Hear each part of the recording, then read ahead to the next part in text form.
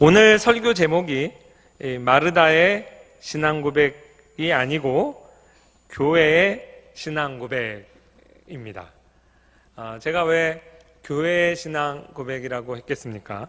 지금 마르다가 신앙 고백한 내용은 우리가 좀 더 잘 알고 있는 베드로의 신앙 고백의 내용과 정확히 일치하고 있습니다. 마태복음 16장 16절 시몬 베드로가 대답하여 이르되 주는 그리스도시요 살아계신 하나님의 아들이시니이다. 예수님께서 크게 기뻐하시고 이 고백 위에 내 교회를 세우겠다고 하셨습니다.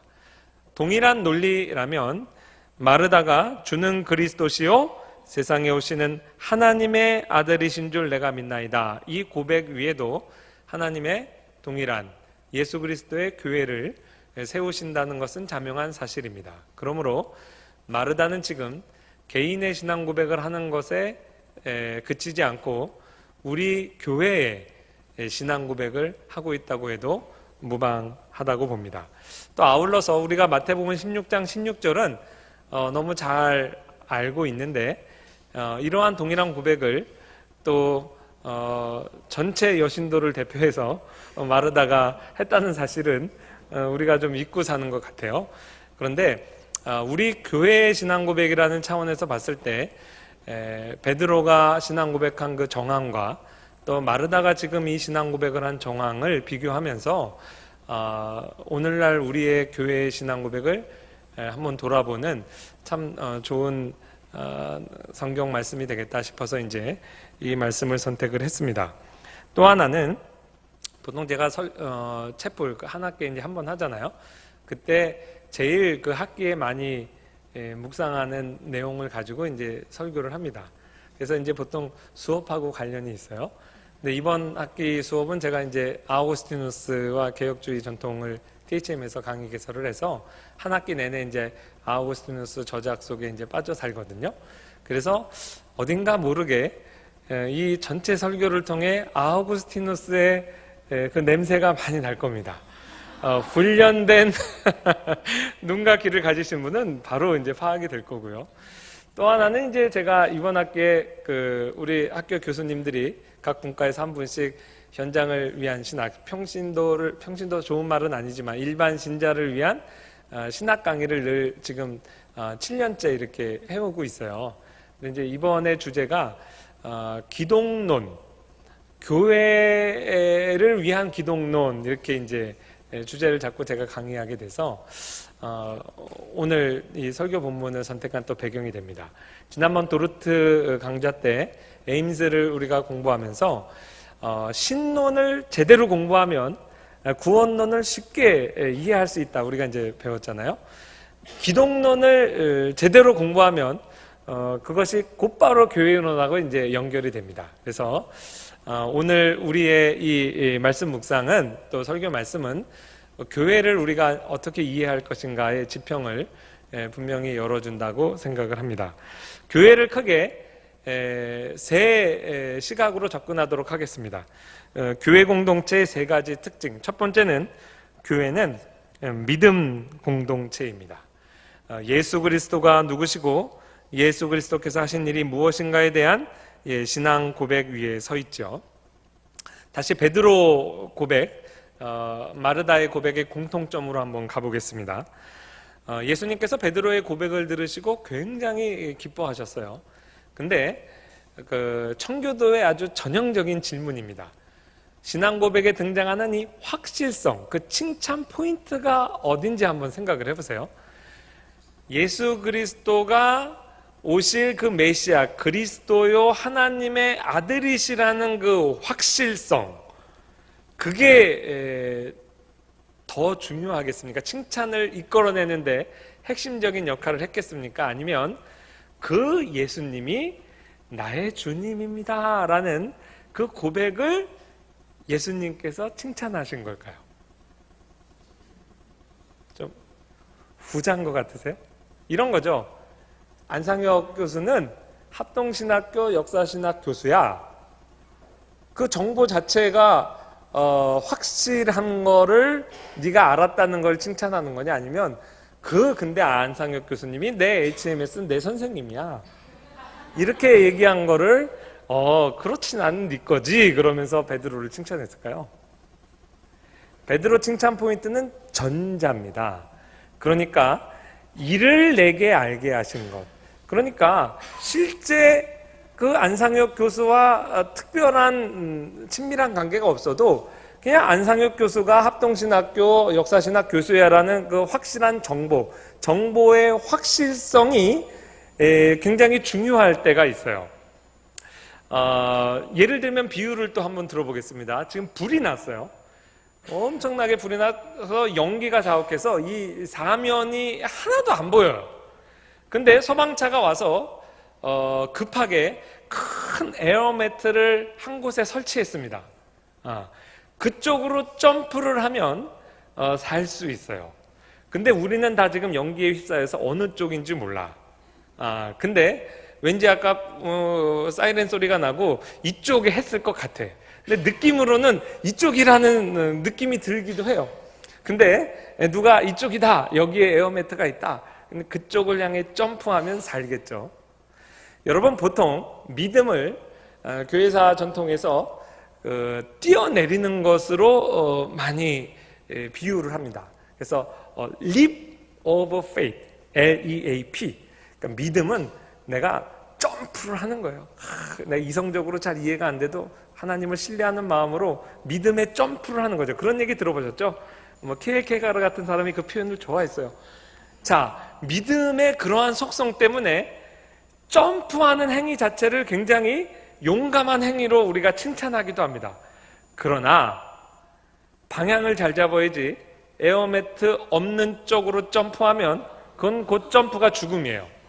그런데 반면에 내 주관적인 느낌은 이쪽인데 이쪽이 에어매트 있다고 하니까 그냥 그거를 반신반의하면서도 거기에 점프하면 삽니다.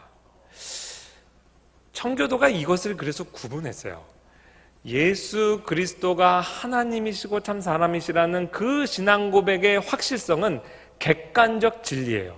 그 객관적 진리를 내가 주관적으로 100% 환신하고 떨어지는 사람도 있고 반신반의하면서 떨어지는 사람도 있어요.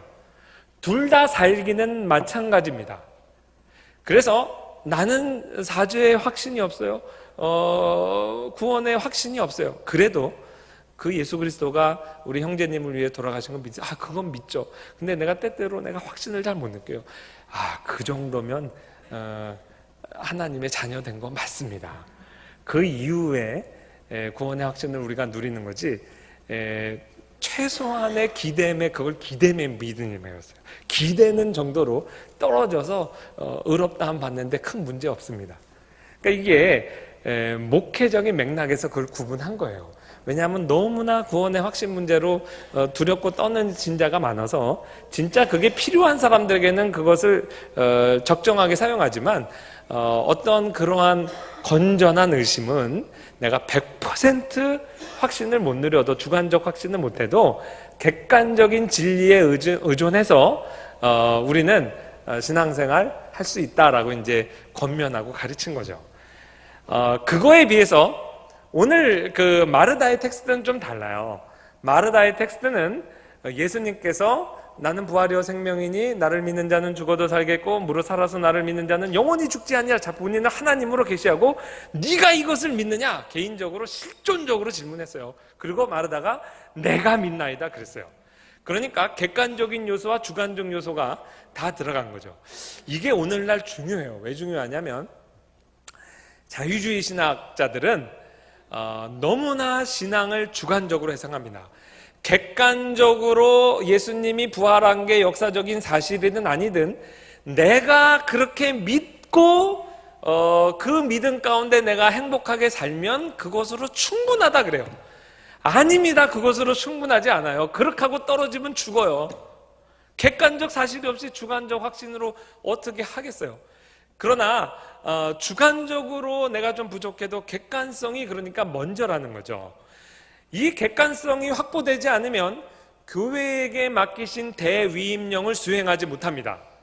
야, 나는 예수님이 참 하나님이고 참 사람인 걸 믿으니까 나한테 참 좋더라. 근데 그게 실제 사실인지는 확실히 몰라. 그래도 너 한번 믿어봐.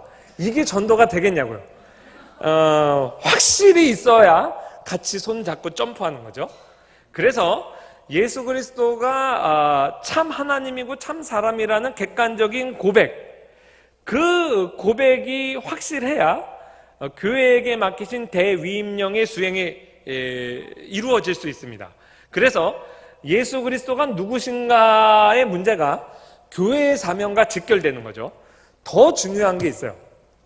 만약에 주는 그리스도시요 살아계신 하나님입니다라는 그 객관적인 진리가 보장되지 않으면 우리는 다 우상숭배하는 겁니다.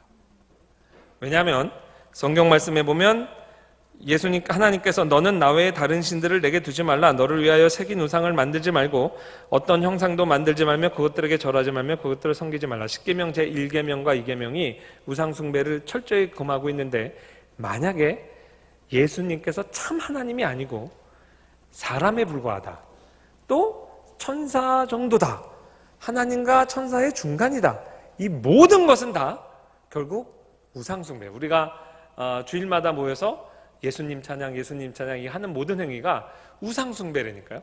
그러니까 예수님은 하나님이셨으면 좋고 하나님이 아니어도 나는 믿을래, 그게 성립 안 하는 거예요. 예수님이 하나님이 아니시라면 모든 교회 공동체의 예배는 다 우상숭배입니다. 그러므로 교회가 교회되게 하고 교회의 가장 기본인 예배 공동체의 정체성이 확보되기 위해서는 주는 그리스도시요 살아계신 하나님의 아들입니다가 확실해야 되는 거예요. 저희 큰애가 벌써 대학을 가가지고 기숙사 생활을 하거든요. 일주일에 한 번 만나요. 그러니까 이제 한 번 처음 기숙사에서 이제 나왔을 때, 야, 토요일 바쁘지만 우리 가족이 모처럼 내 식구 다 모였으니 식사하자. 우리 동네의 명동인 번개역에 나가서, 거기가 이제 신천지도 많고 이단이 많아요. 식당 찾아서 걸어가는데 정말 수십 명의 예쁜 여학생들, 멋진 남학생들이 나와서 색채연구소 뭐 이러면서 앙케이트 조사하는 거예요. 우리가 훈련을 안 받았으면 모르지만 그거 다 들었잖아요. 딱 느낌이 오죠. 신천지구나. 그래가지고 제가 뭐 우리 가족이니까 좀 말을 세게 했습니다. 교실에서는 안 쓰는 표현을 썼어요. 근데 우리 큰놈이 저를 정색을 하고, 아빠 왜 그렇게 얘기하냐는 거예요. 우리 애는 한두 살 때부터 미국에서 자라가지고 그 페어하다 언페어하다 굉장히 예민해요. 세상 사람들이 볼 때는 신천지나 교회나 다 똑같은데, 아빠 어떻게 신천지를 경험도 안 해보고 만약에 신천지라도 그렇게 얘기할 수 있냐? 아빠 왜 이렇게 언페어하냐? 그러는 거예요. 제가 순간적으로 여기서 확 올라왔는데, 지금 분위기가 이게 가정의 달을 맞이하여 이렇게 뭐 분위기를 흘릴 수 없잖아요. 그래서 그냥 꾹 참고, 뭐 그렇지, 뭐 아빠가 그렇지, 그러고 밥 먹었어요. 그리고 그날 저녁에 우리 아내랑 침대에서, 야, 큰일 났다, 이놈이 기숙사 가가지고 페어해야 돼. 그래서 신천지 예쁜 누나가 와서 전화 보내느라고 거기 홀딱 빠져가지고 여자친구 모시고 데리고 왔는데, 신천지 며느리 데려오면 우리는 끝이야. 진짜 무섭습니다. 야, 이게 정명석도 그렇고 신천지도 얼마나 신입생들 이렇게, 그리고 수법이 너무 악하잖아요. 색채 연구 뭐 이런 거 해가지고 왜 하는지 알아요? 전화번호 따는 거예요. 그러면 전화번호 따서 그 다음에는 뭐 수십 번 막 대쉬합니다. 그러다 보면 10명 중에 1명 넘어와도 그게 어디예요? 그게 얼마나 많은지 몰라요. 우리 큰놈이 벌써 고등학교 때 한 번 전화번호 줬어요. 그런 전적도 있고 해가지고, 야, 이제 주일날 제가 우리 아들들을 아침에 예배당 이제 데려다주고 라이드를 하는데, 그때 보통 찬양 틀고 가거나 뭐 설교를 듣거나 그래요. 근데 그날 이제 갈 때 한 10분 거리에 라디오 방송 탁 끄고 우리 큰애한테 이제 진지하게 얘기했죠. 야, 기숙사 생활하고 하면서 수많은 이제 이렇게 단체들이 이렇게 볼 텐데, 판별법, 리트머스 종이 하나 딱 있다고. 뭐냐면, 그 누구도 본인을 메시아라고 그러거나 하나님이라고 그러거나 성령이라고 그러나 이런 비스무리한 얘기 하나라도 하면 그거는 다 가짜야. 다 저주받을 놈들이야. 제가 그렇게 얘기했어요. 그리고 우리나라 이단의 개복을 해도 그거 들은 거 있잖아요. 다 우리나라에서 자기가 재림 메시아라고 그러고 막 그렇게 얘기하잖아요. 그래서 자극을 주기 위해서 제가 그랬죠. 우린 그래서 예수도 안 믿어. 목사가 주일날 예배 드려가면서 예수 안 믿는다고 얘가 이렇게 그때 보더라고요. 만약에 예수님이 진짜 하나님이 아니시라면 우리는 예수도 믿을 수 없는 거야. 그러면 예수 믿는 것도 우상숭배인 거야. 우리가 예수님한테도 그런데 뭐 자기가 재림 예수라고 그러고 성령이라고 이러는데 그거를 당연히 욕을 해야지. 그리고 이제 예배 드리러 가면서 명확하게 얘기했죠. 그러니까 그건 진짜 진지하게 듣더라고요. 그리고 이제 그 지난주에 또 왔어요. 그래가지고 뭐 신천지 예쁜 누나 만났냐 뭐 이런 거 이제 물어보니까 자기는 아빠 말 듣고 CCC도 가입 안 한대. 혹시 아니 그건 아니고 제가 이제 좋은 단체도 있으니까 이렇게 하라고 했어요. 여러분 이게 사실 웃을 일이 아니고 예수님이 하나님이 아니시라면 진짜 우리는 아무것도 예배당에 살 수가 없습니다. 주일날 교회 가는 것도 무의미해요.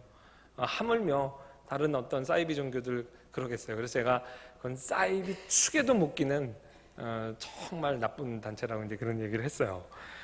또 하나 우리가 예수 그리스도가 참 하나님이고 참 그리스도가 아니시라면 교회 공동체에서 날마다 고백하는 죄를 사하여 주시는 것과 이거 고백 못합니다. 왜냐하면 예수님이 사람에 그치시다면 그의 속죄 행위라고 하는 것은 기껏해서 가장 이상적인 모델을 우리에게 제시한 것밖에 안 돼요. 예수 그리스도가 참 사람이면서 하나님이시기 때문에 참 사람으로 죽을 수 있으셨고 그의 죽음이 하나님이시기 때문에 무한의 가치를 가져서 실제로 우리를 위한 속죄의 죽음일 수 있는 겁니다. 그러니까 예수 그리스도가 누구시냐는 것이 왜 내가 이 고백 위에 교회의 기초를 세우겠냐. 교회가 하는 예배가 그 고백이 없으면 불가능하고 교회의 용서의 복음 선포가 불가능하고 교회의 전도가 불가능한 거예요. 그러니까 교회가 하는 일이 곧바로 기독론적인 고백 위에 기초하는 것입니다. 두 번째, 우리 믿음이 중요한 거예요. 예수 그리스도는 참 하나님이시오 참 사람이라는 그 신앙 고백이 중요한 거라고 그랬죠. 믿음 공동체. 두 번째는 소망 공동체. 마르다의 신앙 고백은 종말론적인 부활 신앙의 그릇에 담겨 있어요. 왜 마르다의 신앙 고백을 우리가 똑같이 베드로와 비교해서 보는 게 좋냐면 이 지금 정황이 어때요? 지금 삶과 죽음의 문제 앞에서 극한 슬픔 가운데서 그리스도에 대한 신앙 고백을 하고 있어요. 이 정황이 지금 오늘날 초림과 재림 시기를 사는 우리 교회의 정황과 같습니다. 우리 교회의 정황은 교회를 둘러싸고 있는 죽음의 세력이 있어요. 교회 안에도 삶과 죽음의 문제가 있어요. 교인이라고 안 죽어요? 이 삶의 실존적인 문제 앞에서 교회 공동체가 가장 주요하게 해야 될 일이 주는 그리스도시요 세상에 오시는 하나님의 아들이심을 내가 믿습니다라는 고백이에요. 이것이 너무 중요해서 예수님이 저 같으면 나사로 먼저 살리고 선물 먼저 주고 그 다음에 기분 좋게 이거 들을 것 같아요. 명절 때 가면 빨리빨리 어르신들이 세배하라고 그러잖아요. 빨리 세뱃돈 주고 먼저 좋은 선물 주는 거죠. 그 다음에 음식도 먹고 교제하면 더 좋잖아요. 예수님이 그러지 않으셨어요. 나사로 살리는 것과 무관하게 나는 부활이요 생명이니 무릇 나를 믿는 자는 죽어도 살겠고 살아서 믿는 자는 영원히 죽지 않냐. 이건 네가 믿느냐. 그리고 나서 받아낸 신앙 고백이 주는 그리스도시요 살아계신 하나님 아들입니다. 이 고백, 이 베드로의 신앙 고백과 똑같은 동일한 이 신앙 고백이라고요. 이 마르다의 신앙 고백은요, 마르다의 철저한 우리 교회의 부활 신앙에 대한 고백이기도 합니다. 이 당시에 마르다가 이 신앙 고백을 했을 때의 헬라 시대의 사람들의 세계관과는 완전히 달라요. 헬라 시대의 사람들은 그 유명한 플라톤의 동굴 비유 있죠. 플라톤의 동굴 비유 그림들이 여러 개 있지만 사진에 보면 좋은 비유가 이렇게 동굴이 깊은 거예요. 그래서 이 땅속 깊이 동굴이 파져 있고 거기에 지금 인류가 갇혀 있는 거야. 근데 이 동굴을 저 지상에서부터 흘러 들어오는 빛이 하나 있는데 그 빛에 반사되는 그림자가 동굴 벽에 이렇게 있어요. 이 세상에 존재하는 모든 것이 그 그림자라고 그랬어요. 그럼 실체는 어딨냐? 그게 이데아의 세계에 있는 거예요. 근데 생각해 보세요. 지금 우리는 땅 속에 있고 저 이데아 세계까지 어떻게 올라가겠어요? 땅에서 이 물질을 입은 육체는 다 썩어 없어집니다. 이건 악하다고 봤어요. 그래서 인간 몸에 있는 몸 안에 갇혀 있는 순수한 이 영혼이 이 일자, 그 supreme goodness 그걸 향해서 찾아가는 게 그게 구원이다. 이게 헬라의 이제 구원관이죠. 그러니까 사실 땅 속에 갇혀 있는데 어떻게 지상으로 이 몸을 갖고 올라가냐? 그냥 영혼만 가는 거죠. 그 헬라의 구원관이나 세계관이나 우리 동양 사상이나 비슷해요. 그래서 좋은 데 가는 건 다 영혼이 가는 겁니다. 이게 상식이에요. 근데 지금 마르다가 신앙 고백하는 건 완전 다릅니다. 예수님께서 내가 네 오빠 살리겠다 이거죠. 그 살리겠다는 몸의 부활을 얘기하는 거예요. 근데 지금 당장은 아니니까 이 마르다가 마지막 때 예수께서 우리를 살리실 것을 내가 믿습니다. 몸의 부활을 신앙 고백하는 거예요. 이 신앙 고백은 예수님의 나는 부활이요 생명이니 이것을 내가 믿느냐에 대한 리스폰스죠. 그러니까 나는 부활이요 생명이다라는 선언에 대한 내가 믿나이다가 내가 몸이 다시 사는 것과 영원히 사는 것을 믿습니다. 어디서 많이 들어봤죠? 이게 사도신경의 우리 신앙 고백이에요. 몸이 다시 나는 것과 몸의 부활과 영원히 사는 것, 영생을 믿습니다. 이 신앙 고백 우리가 왜 한다고요? 예수님이 마르다에게 교회에 하신 질문이에요. 나는 부활이요 생명이니 그 부활이 몸의 부활과 몸이 다시 사는 것과 나는 생명이니 영생을 믿습니다. 우리 사도신경, 우리 교회의 신앙 고백이 신앙 고백 되게 하기 위해서는 예수님께서 이 신앙 고백을 우리에게 요구하시고 그것을 본인이 내가 부활이요 생명이다라는 자기 계시가 먼저 있는 거죠. 예수님이 누구시냐가 다시 말해서 교회의 신앙 고백의 기초가 되는 것입니다. 근데 이것은 보통 소망이 아니고 산 소망이에요. 2010년입니다. 2010년 8월 6일 날 칠레의 광산이 붕괴해서 광부 33명이 매몰된 사건이 있어요. 우리나라에도 크게 보도됐습니다. 그게 어느 정도 깊이냐면요. 700m. 우리 그 롯데타워가 500m더라고요. 그거보다 200m가 더 깊어요. 거기 그 갱도를 파는데 100년이 걸렸대요. 그 밑에서 다행히 석탄은 아니에요. 석탄 광산이었으면 다 죽는데. 근데 구리 광산이에요. 그래갖고 환기통통에 살 수가 있었어요. 그 700m 밑에서 광부 33명이 중간에 지진이 난 거예요. 그래서 그냥 광산이 매몰됐는데 그 밑에 대피소에서 33명이 다 살았어요. 거기에 살았는데 살았으면 뭐예요? 이제부터는 그냥 죽는 거잖아요. 어떻게 700m 아래에 있는데. 근데 이들이 결국 나중에 다 구출됩니다. 그래서 이게 영화로도 만들어졌어요. 근데 거기에 30명이 3일 동안 버틸 수 있는 식량이 있었대요. 주로 그 참치캔. 전 참치가 그렇게 훌륭한 식품인 줄 몰랐어요. 그거를요 3일 동안 버텨야 되는데 이분들이 17일 동안 그거 먹고 33명이 살았어요. 그래서 요만한 종이컵에다가 우유, 탈지 우유, 그 분유 같은 거, 그 우유 3분의 1 넣고 티스푼으로 참치를 2개 넣고 비스켓 반 조각 정도를 해가지고 그거를 48시간마다 먹었대요. 얼마나 배가 고팠을까. 근데 그거를 배분해가지고 33명이 딱 먹고 음식 그것마저 다 떨어졌을 때 얼마나 절망스러워요. 예. 그게 사실 구조를 한다 그래도요, 이게 드릴로 파고 내려가는 데만 일주일 걸린대요. 그러니까 기본이 일단 안 되는 거고, 드릴로 파고 내려가도 700m 아래에 있는데 그게 어떻게 정확히 거기를 뚫고 가야 되잖아요. 게다가 지금 우리 큰 잠실 그 빌딩만한 그 빌딩 바위가 누르고 있어서 그게 또 지층이 계속 여진이 있잖아요. 그게 톡 깔아앉으면 그냥 다 압사당하는 거예요. 확률상 거의 생존할, 구출할 가능성이 거의 없는데 그 안에 뭐 정말 신앙의 힘으로 버텼더라고요. 17일째 되는 날, 영화 보면 더 극적인데 실제로도 그랬더라고요. 7번인가 실패하고 정말 마지막 드릴 하나가 그 천장을 딱 뚫었어요. 그때 다 죽어가고 있다가 여기서 만세 그랬죠. 밖에서도 가족이 3일 식량밖에 없대는데 17일 만에 그게 딱 뚫렸을 때 얼마나 떨렸겠어요. 우리가 거기에 몇 명이나 살아있을까. 그 드릴에다가 우리 33명 모두 여기 살아있다고 편지 써가지고 드릴을 뺐는데 그 편지를 보고 그 대통령 거기 자리에 나와 있었거든요. 진짜 온 국민이 너무 축제 분위기가 된 거, 그게 실제도 그렇고 영화로도 잘 만들었어요. 제가 그 장면에서 진짜 그거 예화 쓰느라고 이렇게 한번 보다가 울기 시작하다가 진짜 통곡을 했습니다. 너무 감동적이었어요. 왜 그러냐면 우리나라 세월호 생각나세요. 세상에 700m 아래에 있는 이 사람도 찾아서 여기선 다 구출했는데 우리는 눈앞에 보이는 그걸 보면서도 다 잃었잖아요. 그리고 95년에는 자그마치 1,400명의 사상자를 냈던 산풍사고. 산풍 때 우리 청년, 제가 청년부 회장이었는데 우리 청년 1학년 둘이 거기서 죽었어요. 거기서 우리 이렇게 구출하는 현장에 맨날 거기로 출퇴근하고 살면서 하나님 살려주세요 기도하면서 했는데 결국 우리 애들 죽었고, 너무나 우리나라 그런 경험이 있으니까 너무 서러운 거예요. 그러면서도 야, 이게 정말 삶과 죽음이겠다. 17일 만에 들을 딱 뚫고 들어왔을 때, 그러고 나서도 52일이나 더 있었어요. 그래서 그 해 10월 13일 날 나옵니다.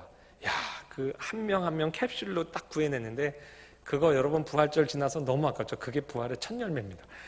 한 명씩 빠져나오는데 전 세계 10억 인구가 봤대요.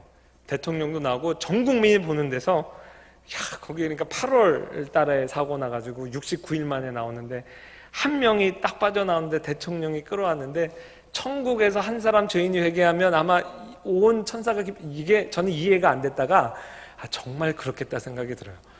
얼마나 감격적이에요. 예, 그래서 이제 69일 동안 있는 기간을 제가 두 기간으로 나누면 17일까지는 막연한 소망. 우리 가족도 있고 한데 33명이나 우리 있는데 설마 우리 포기하겠어? 그러나 그냥 포기했죠. 이미 정부에서 간섭 안 했으면 그냥 적당히 구초하는 흉내내다가 위령탑 세우고 끝낼라 그랬다고. 근데 그게 어떻게 정말 전 국민의 이게 여론이 모아져서 그게 이제 그 구출 작업이 된 거죠. 17일까지는 막연한 소망, 17일째 들을 딱 뚫고 들어왔을 때 그때부터는 산소망.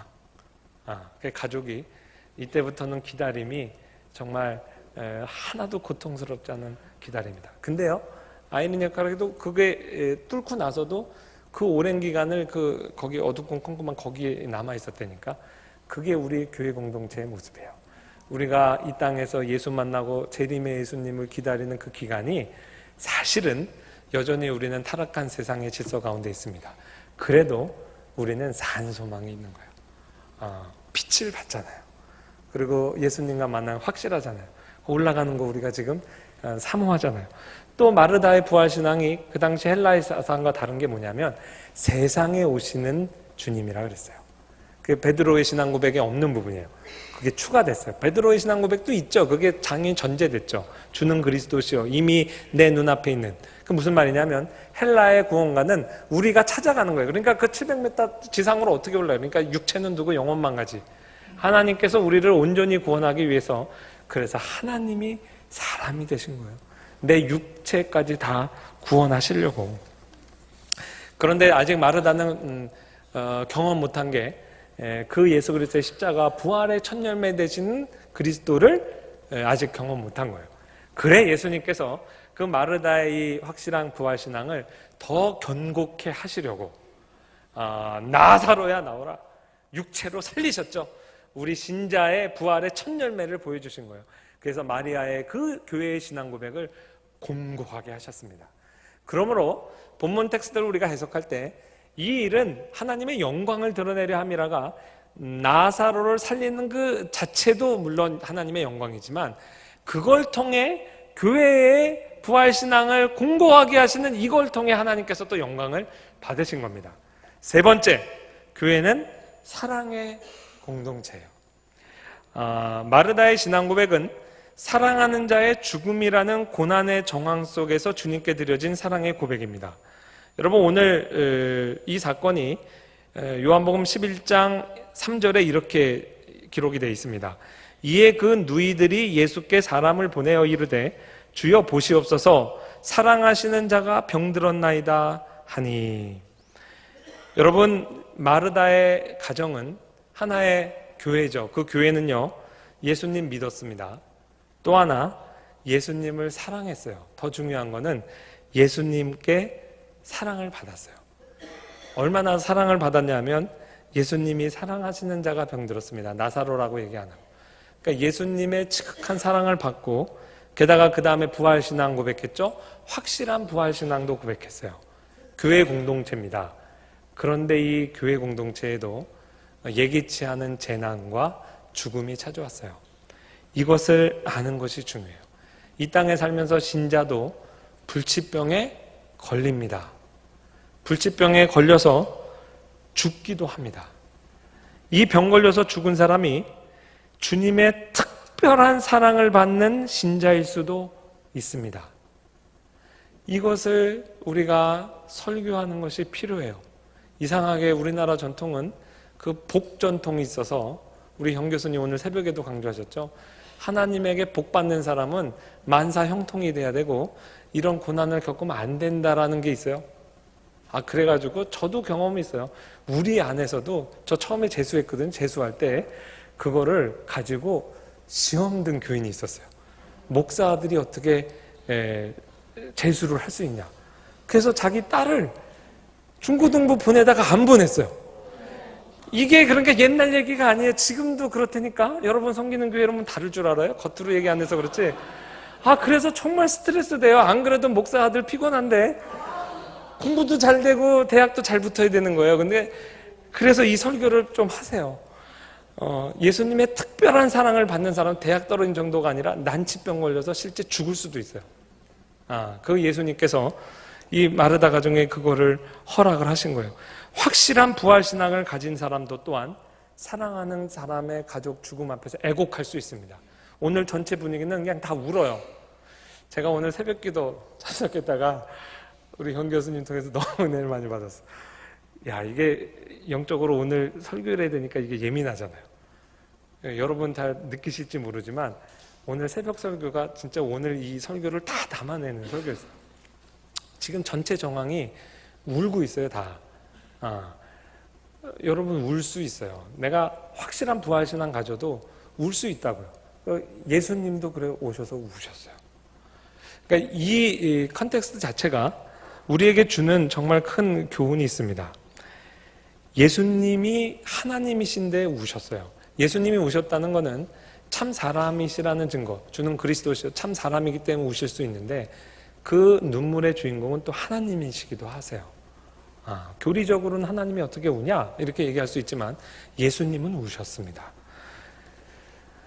이것이 우리에게 함의하는 바는 교회는 하나님과 우리의 신자의 연합이 이루어지는 공동체예요. 우리의 신앙 고백에도 신자의 교통이 있죠. 그 이전에 하나님과의 연합이 있어요. 근데 이 하나님의 연합은 추상적인 연합이 아니라 실제적인 연합이에요. 예수님의 요한복음 17장 21절 22절 기도에서 우리가 하나 된 것 같이 저희도 하나가 되게 하시고, 교회 안에서는 이 연합 공동체 펠로우십이 진짜로 일어난다고요. 근데 이것이 철학적으로 불가능해요, 사실. 제가 종종 드는 비유지만 주일학교 설교할 때는 여러분도 꼭 찾아서 하세요. 이렇게 새하얀 데다가 조그만 하얀 이렇게 점을 해서 이렇게 서로 만나게. 큰 바다 사진에 스포이드로 물 한 방울 떨어뜨리는 거. 여러분, 우리가 하나님으로부터 받지 않은 게 없죠. 모든 게 하나님으로부터 나왔어. 하나님을 바다로 비유하는 것도 너무 죄송하지만 태평양 같은 바다에서 스포이드 점 하나 같은 존재가 우리라고요. 무한과 유한의 의미 있는 만남이란 게 가능할까요?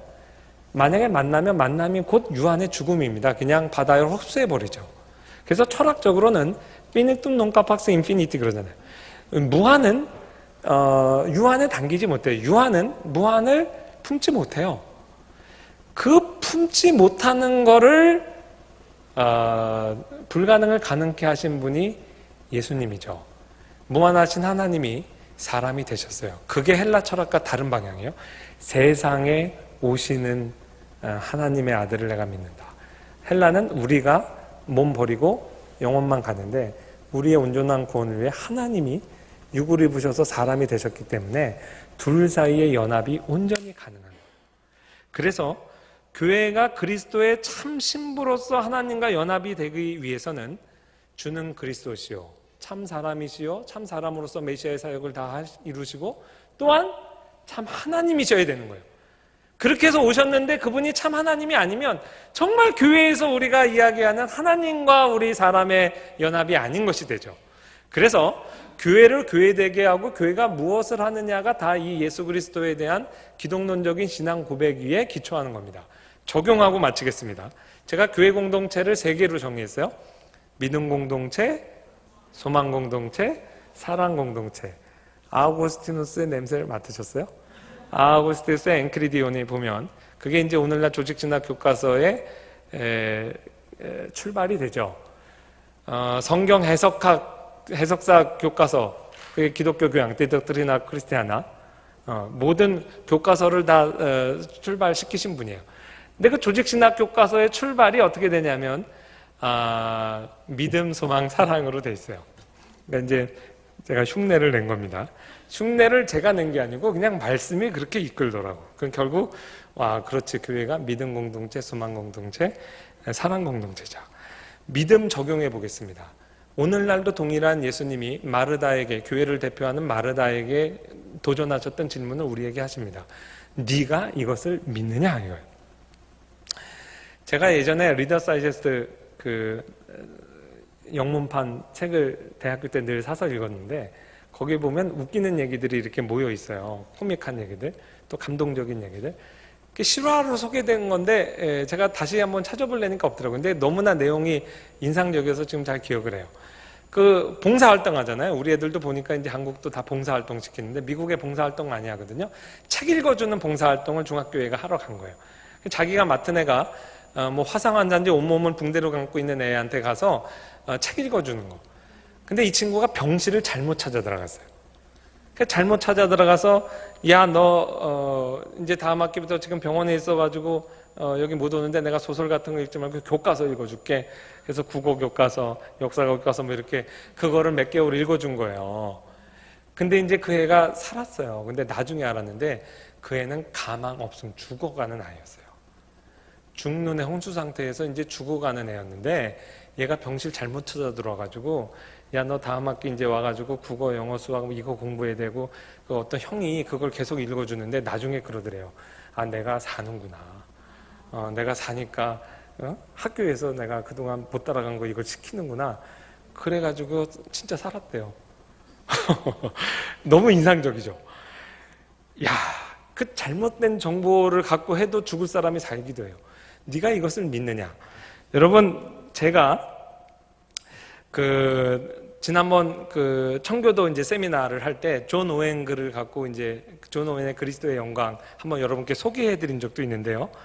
오웬이 예수 그리스도를 묵상할 때 일어나는 변화들을 정말 너무 잘 설명했어요. 아까 예수 그리스도의 성육신을 볼 때 교회와 하나님의 연합이 진짜구나.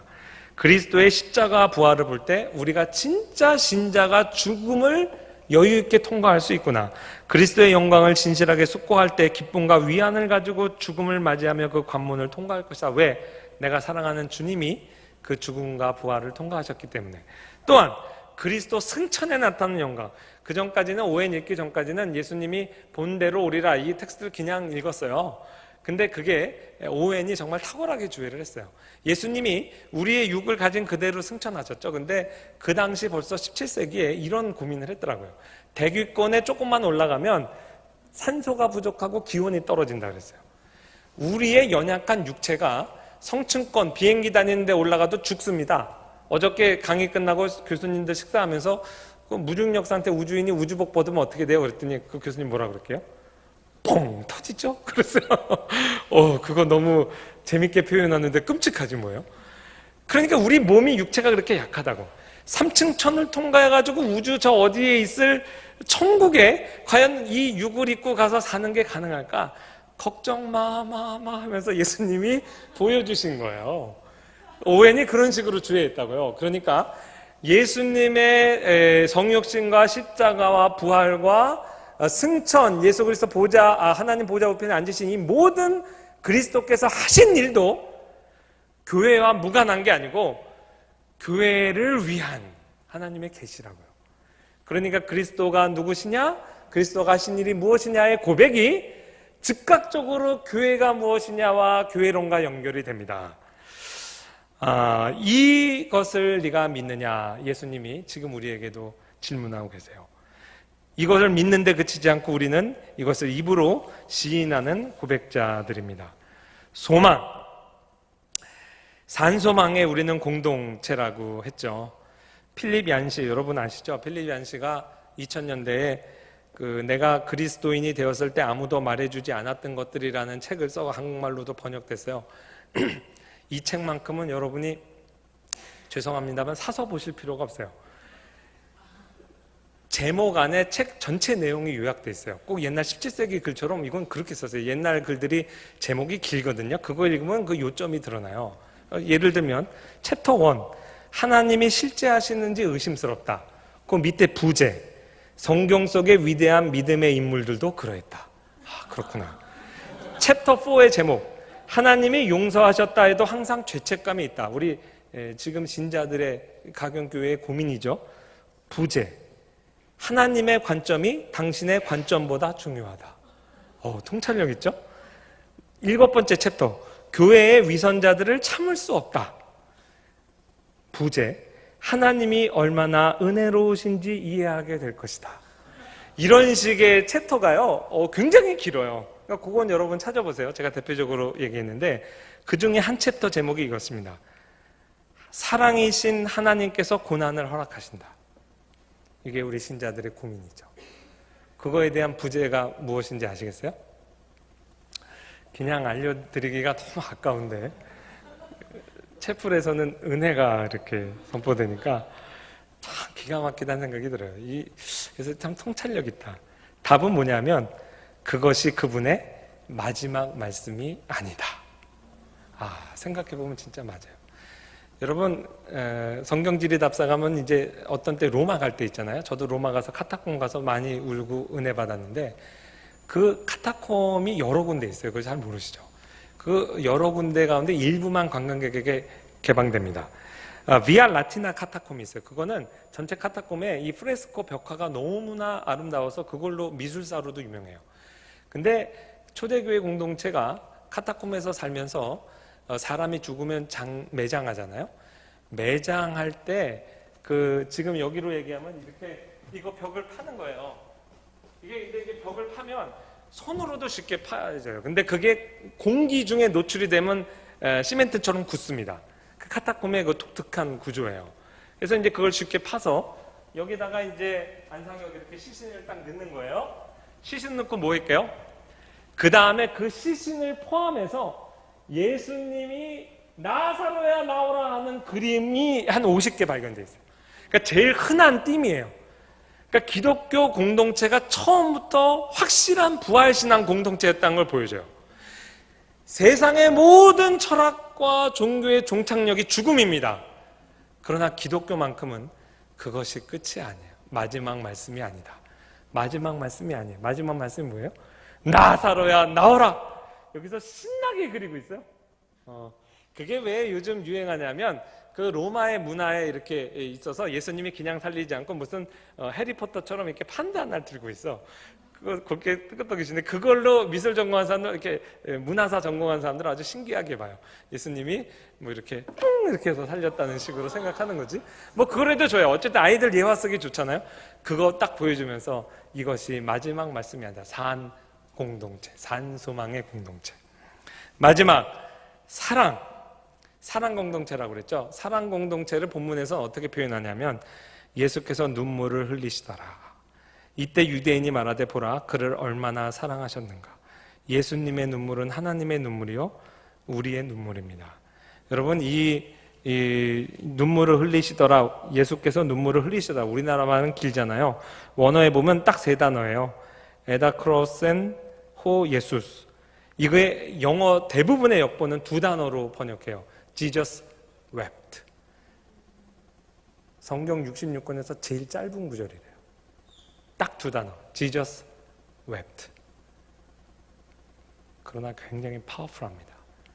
하나님의 눈물이에요. 하나님이 우셨으면 우리도 울어야 된다 생각합니다. 우리의 정황 가운데 삶과 죽음의 문제 가운데 고통받는 교회 공동체 안에서 교회가 울어야 돼요. 그래서 제가 오늘 형 교수님 얘기했잖아요. 미국 교회의 가장 큰 문제, 우리 형 교수님 선생님 얘기해 주셨다는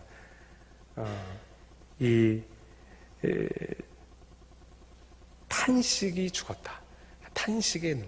오늘날 미국 교회가 죽은 거는 탄식이 죽었대요. 그 탄식은 결핍으로부터 오는 눈물의 기도가 많겠죠. 그러나 결핍으로 인해서 하나님 앞에 부르짖다 보면 이웃의 결핍도 보여서 공감의 눈물도 있다고 생각해요. 그 공감하는 눈물이 사랑의 눈물이죠. 교회가 눈물이 없으면 세상은 하나님이 사랑이시라는 걸 알 길이 없습니다. 제가 그거를 마지막으로 이렇게 제 경험 얘기 하나 하고 설교를 마치겠습니다. 그 산풍 사고 때 죽은 아이가 왜 특별했냐면, 여러분도 청년부 담임하면 알잖아요. 주일학교 때 청년들이 어른처럼 느껴지지만 청년부 제가 그때 회장, 제 선배 입장에서 1학년 신입생 보면 얼마나 귀여운지 몰라요. 대학교 1학년이라고 그래도 뭐 초등학생들 같아.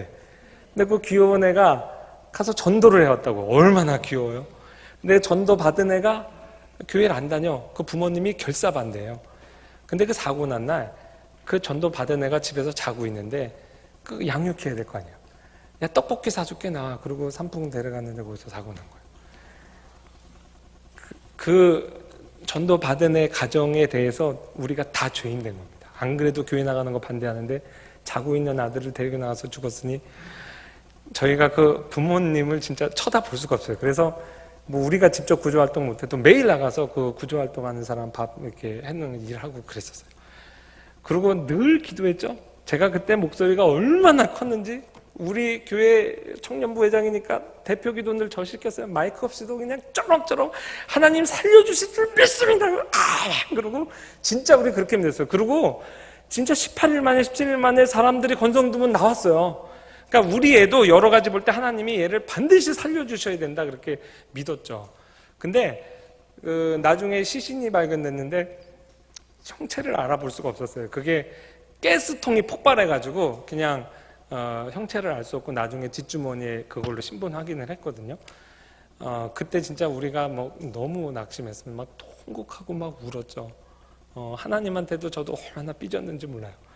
우리 아이가 둘 죽으니까 거기 산풍 공식적인 종교 행사로 장례식 치를 때 불교식, 천주교식 이렇게 할 때 기독교식을 저희 교회에서 했어요. 저희 아버지가 설교하시고, 저희 아버지가 설교하고 우리 교인들이 다 있는데 저는 거기 예배 안 들어갔어요. 못 들어가겠더라고요. 하나님이 너무 미웠어요. 아니, 딴 건 몰라도 얘는 살려줬어야 되는데 이거 지금 전도해가지고 여러 가지 정황상 이게 안 맞는 거야. 마음이 너무 제가 상해가지고 그 다음부터 기도가 잘 안 나오더라고요. 그랬는데 이제 걔 죽었을 때 그때 그 아버지가 늘 우리 곁에서 보고 우리 청년들 하나하나를 이렇게 손을 잡아줬어요. 제 손도 꼭 잡아주고 우리 찬주 정말 착한 아이였습니다. 이렇게 얘기하더라고요. 그래갖고 이제 그 다음부터 이 아버지가 우리를 언제 때려잡을래나 그게 이제 근데 하나님이 어떤 역사인지 그 아버지 어머니 다 마음을 녹여가지고 다 예수를 믿게 됐어요. 해마다 이 아이 죽은 날 되면은 우리 집에 몇 년 동안 계속 이렇게 음식 보내주시고 너무 고맙다는 걸 표현했어요. 그러니까 제가 그 미스테리한 거예요. 근데 분명한 거는 이 아버지가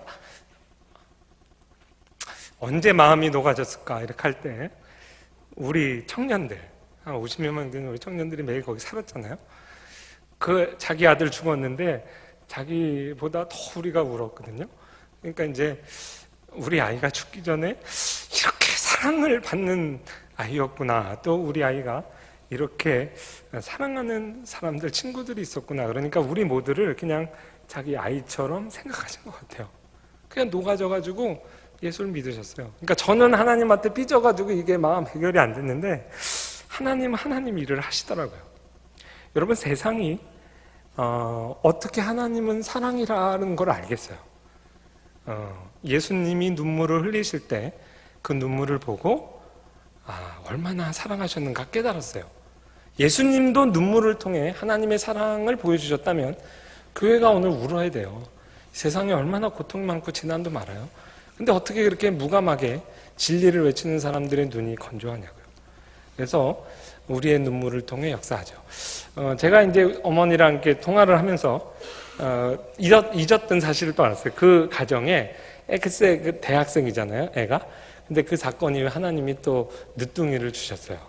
그래서 이제 또 애를 이렇게 주셔서 하나님이 또 나름대로 그 집은 또 이렇게 케어하고 치유하시는 걸 봤습니다. 오늘 우리가 하나님의 말씀 앞에서 우리 공동체가 믿음, 소망, 사랑의 공동체라는 것 들었습니다. 여러분 이번 주에 가셔서 주의 사역을 통해서 믿음과 소망의 사랑의 교회의 공동체의 모습을 잘 보여주시고 또 그 안에서 무한한 위로를 또 받으시고 월요일 날 또 다 뵙도록 하겠습니다. 기도하겠습니다. 사랑해 주님 감사합니다. 주는 그리스도시요 사랑의 신 하나님의 아들입니다. 주는 그리스도시요 세상에 오시는 하나님의 아들이신 것을 내가 믿나이다. 이 고백이 가진 의미를 우리가 살펴보았습니다. 이 고백이 지금 나에게 어떤 의미가 있는지 알려주신 것 감사합니다. 내가 이것을 믿느냐 하는 질문에 아멘으로 응답하게 하시고 산소망 공동체 되게 하시고 그리스도의 눈물로 하나님의 사랑을 보여주는 세상 가운데 드러내는 아름다운 사랑의 공동체 되게 하옵소서. 예수님의 이름으로 기도합니다. 아멘.